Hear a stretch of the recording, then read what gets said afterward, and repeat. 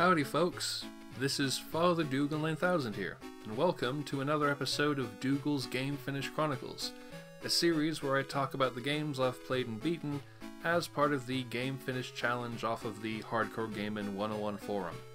Sometimes these videos have a theme that ties all the games being discussed together, such as having running and jumping in it, being stored on an cartridge, or looking at it with your eyes. But not today, and I like having that freedom. What's life if you can't throw caution to the wind and talk about an adventure game, a fighter where you can potentially die in one hit, and an MMO like walky round game? Infinitely more boring. If you wanted an answer to that, it was rhetorical, but if you want an answer, there's your answer. Today's games were originally logged from the 10th to the 17th of July 2021.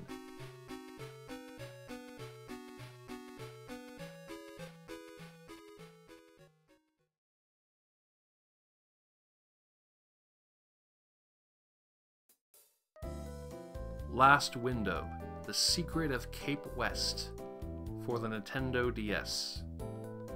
Back in 2016, 2017, I played through the DS adventure game Hotel Dusk Room 215 by Sing, who had also made the Another Code games.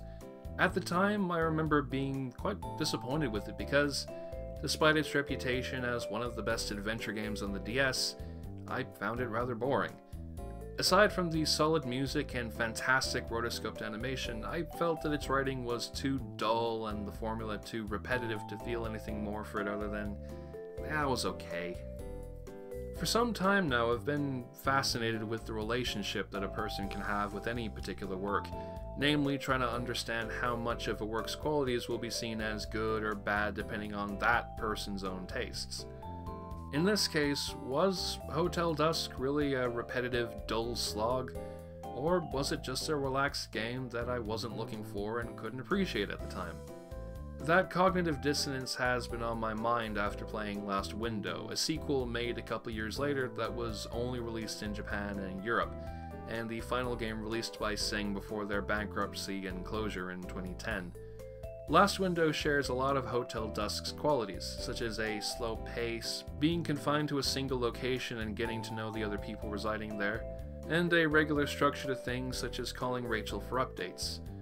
So you'd think I'd find this game equally dragged out and tiresome, but I ended up being enthralled by the whole thing. I was always pushing to see what would happen next, laughing alongside the characters, curiously exploring rooms and solving various neat touchscreen puzzles, and getting to know the cast as people. I don't believe that makes Last Window an enormous improvement over Hotel Dusk. No, it's more that I changed a lot over the 5 or 6 years that passed in between playing these games in terms of how I understand and appreciate things, particularly the likes of video games which can be designed and enjoyed in countless ways for countless reasons. I wanted something out of Hotel Dusk that it never wanted to give, and I couldn't see that, so I came to dislike it. Now, I can see what Last Window wants to do, and I went along with the ride, so I came to cherish it. There are some aspects I'm not so keen on, mainly in terms of trying to solve puzzles that don't explain themselves terribly well.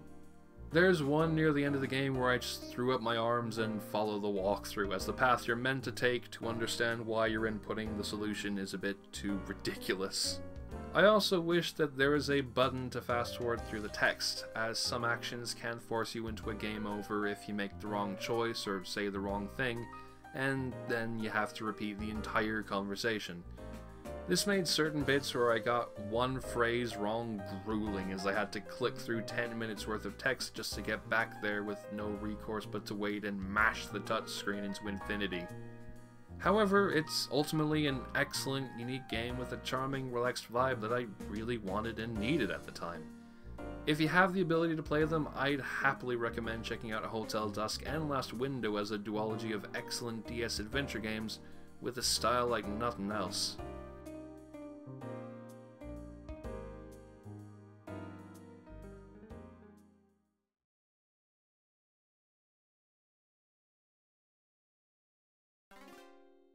Bushido Blade for the PlayStation. I've always wanted to give this one a bash, ever since I watched that Stop Skeletons from Fighting video on it and its sequel, to the point where I downloaded and put it on my modded PS Classic to try at some point.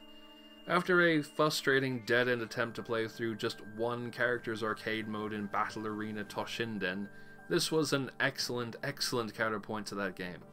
While Toshinden tries to do the fighting game thing of having loads of obscure combos but with no enjoyment in even the basic moves, Bushido gives you a very basic moveset that lends itself to plenty of depth, and that's before you even get to the different movesets for each weapon you can try.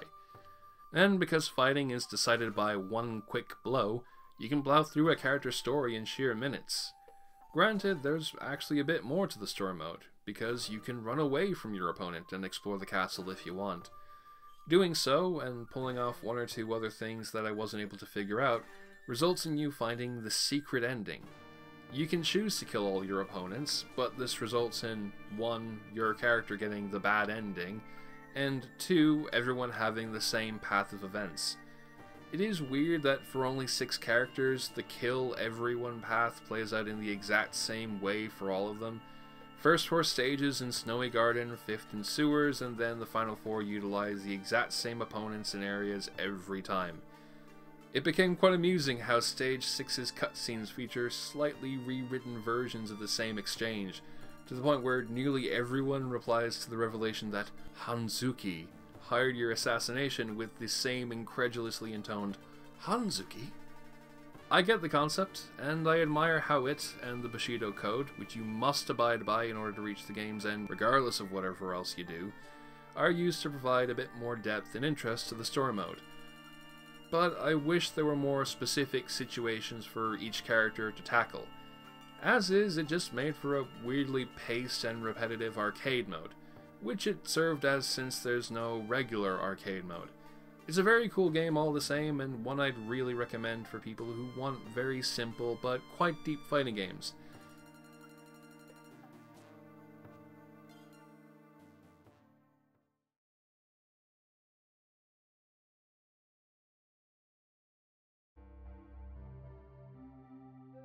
Sky, Children of the Light, for the Nintendo Switch.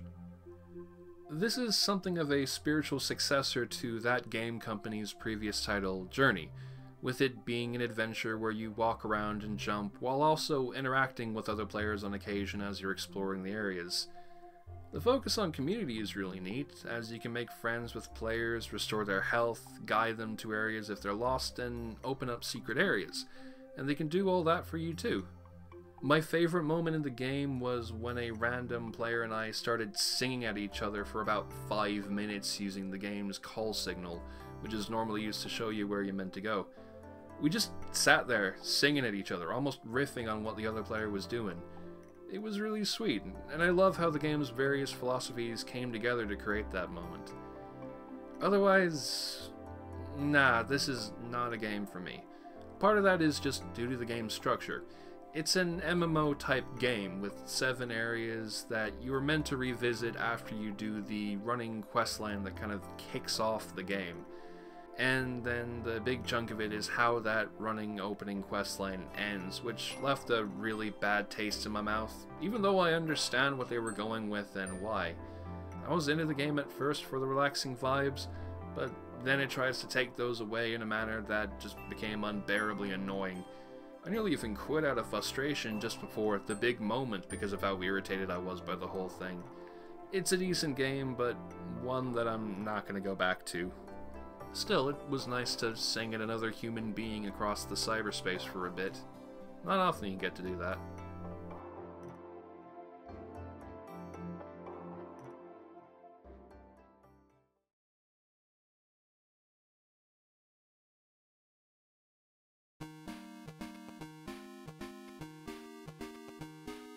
And with that, we've wrapped up another episode of the series. I hope that you enjoyed watching and that you'll tune in for the next video. Thank you so much, and until we meet again, have a wonderful day.